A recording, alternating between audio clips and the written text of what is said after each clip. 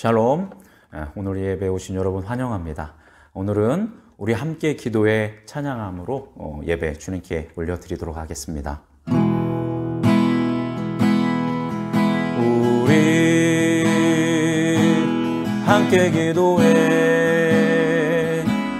주 앞에 나와 무릎 꿇고 베푸시는 주 하늘을 향해 두 손 들고 하늘 문이 열리고 은혜의 빗줄기 이 땅 가득 내리도록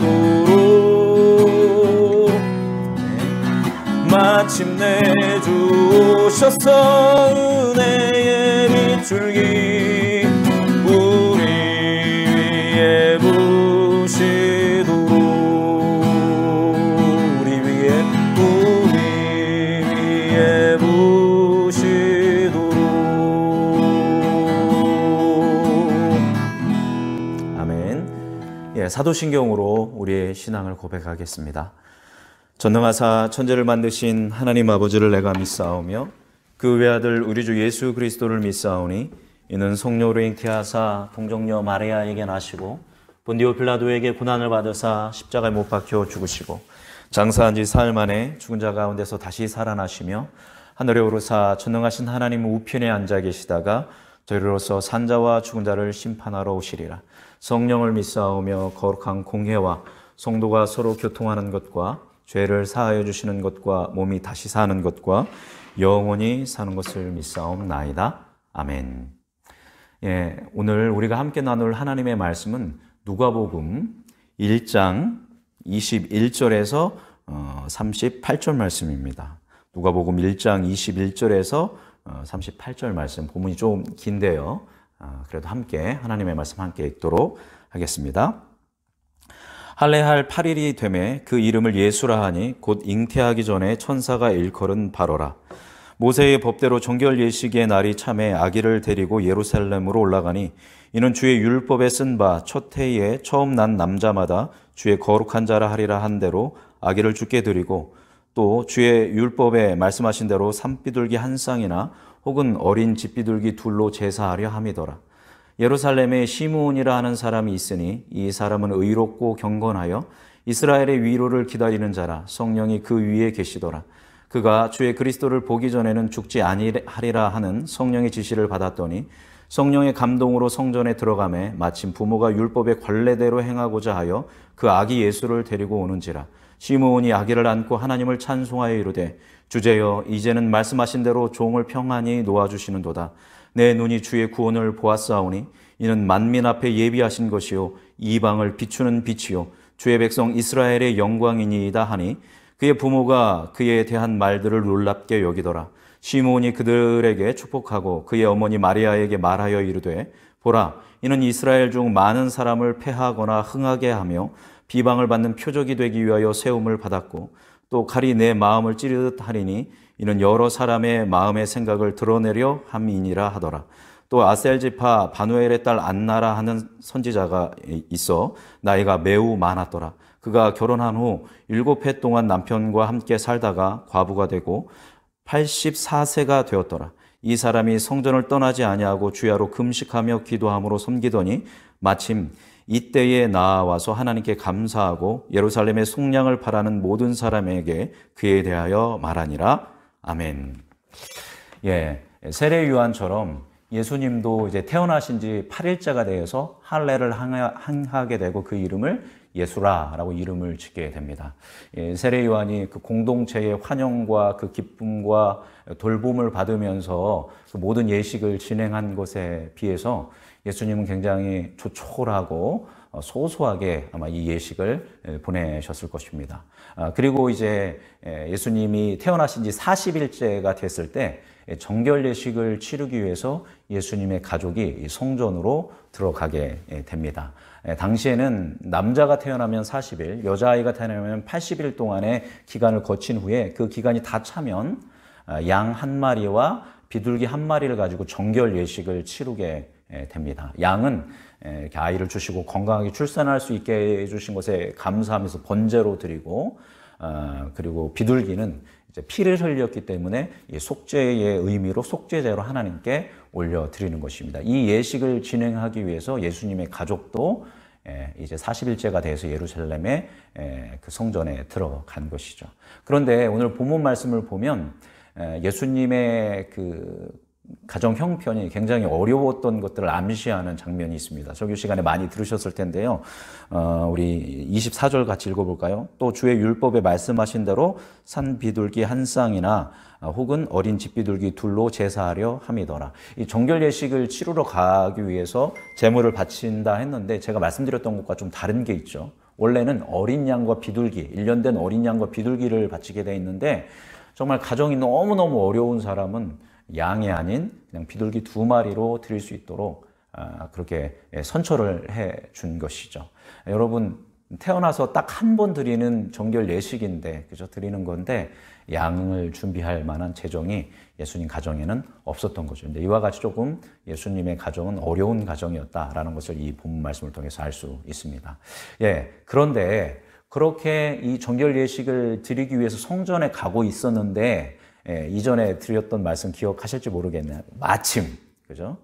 마침 그때 누가 이 성전 안에 있었냐면 시므온이라는 사람이 있었고, 또 마침 그때 누가 있었냐면 안나라는 사람이 있었습니다. 그래서 27절과 38절 보면 마침이라는 이 단어가 나옵니다. 그때 때마침 정말 메시아를 간절히 기대하고 고대하면서 노년의 나이 때까지 성전에서 기도하고 하나님을 추구하는 경건한 이 두 노인이 마침 이때 있었던 것이죠.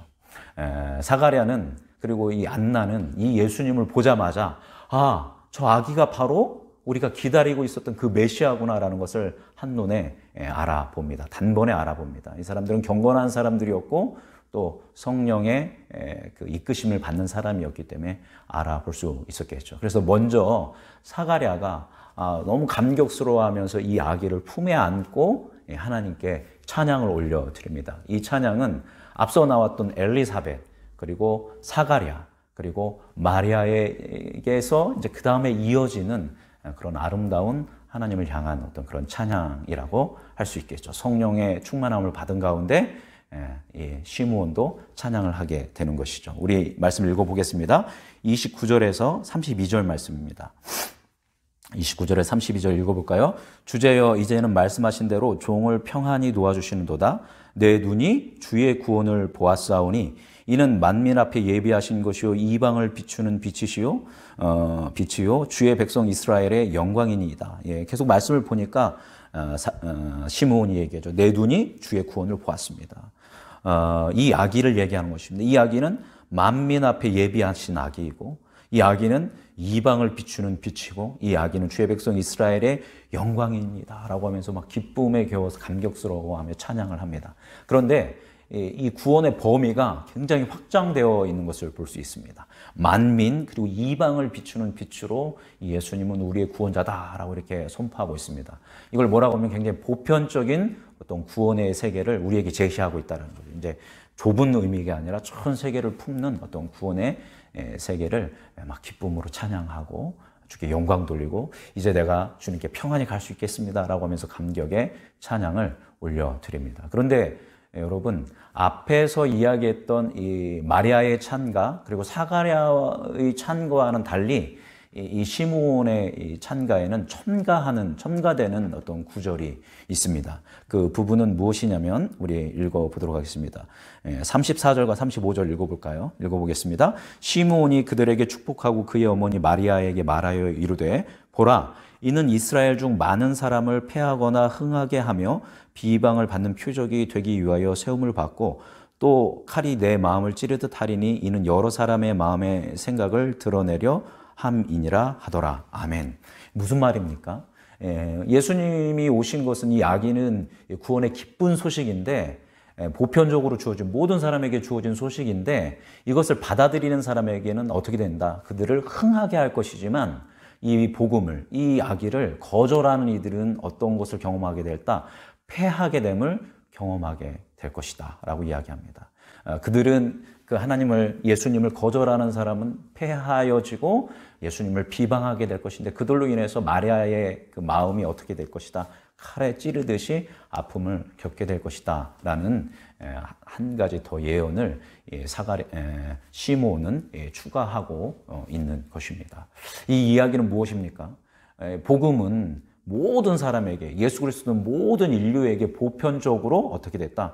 주어졌다라는 것입니다. 그러나 모든 사람이 구원받는 것은 아니다라는 거죠. 어떤 이들이 구원을 받습니까? 예수님을 구원자로 받아들이고 그분의 방식을 따르고 그분의 말씀을 따르고 그분의 백성이 되는 사람은 이제 이것이 흥하는 소식이 되지만 주님을 거절하는 사람은 패하게 되고 멸망하게 될 것이라는 어떤 차별화된 이런 예언의 말씀을 이제 사가랴는 전하고 있습니다.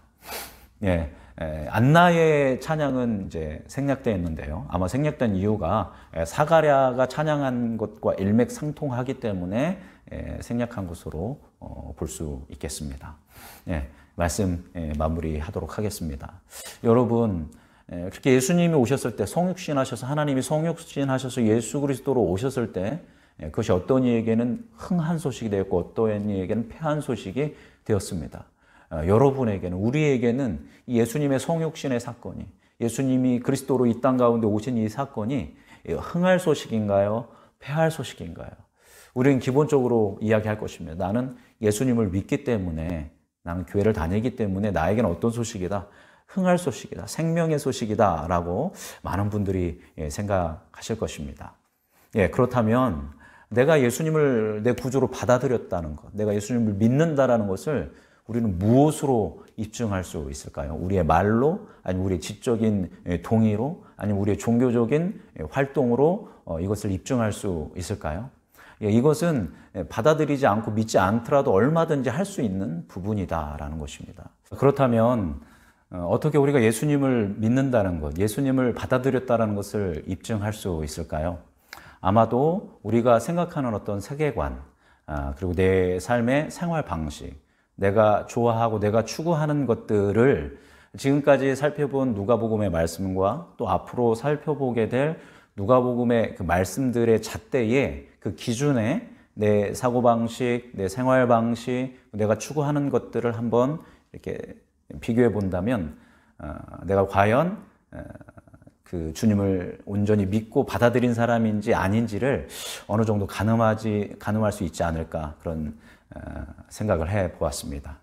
그래서 바라고 소망하는 것은 우리 모두가 예수님을 더 많이 알고 또 그 예수님을 신뢰하고 믿고 예수님을 따라가고 예수님을 닮아가는 그런 참된 어떤 그 복음으로 살 수 있는 그런 복된 인생이 되는 그리스도인이 되었으면 합니다. 우리가 말씀을, 우리 예수 그리스도를 삶으로 담아낼 수 있는 우리 모두가 되기를 간절히 소망합니다. 기도하겠습니다.